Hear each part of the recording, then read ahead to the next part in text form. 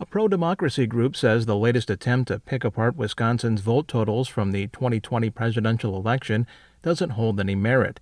It hopes a separate review, expected later this year, will end the big lie rhetoric once and for all.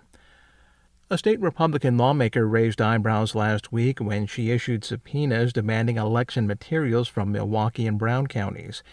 It follows repeated calls from former President Donald Trump to question the legitimacy of Joe Biden's victory in Wisconsin.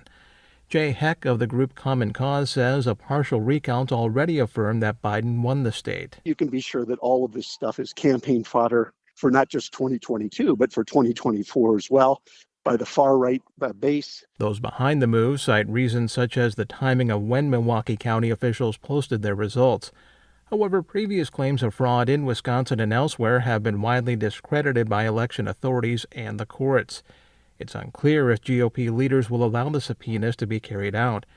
Meanwhile, Heck says a separate examination by the nonpartisan Legislative Audit Bureau is a legitimate review that will provide a definitive summary.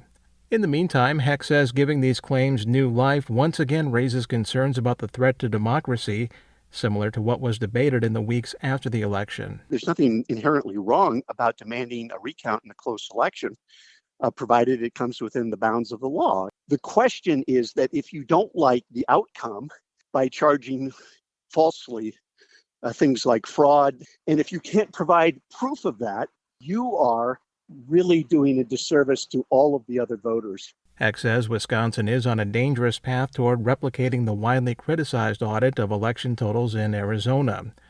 Meanwhile, the state lawmaker behind the Wisconsin subpoena says the current reviews are taking too long and that residents should receive more transparency.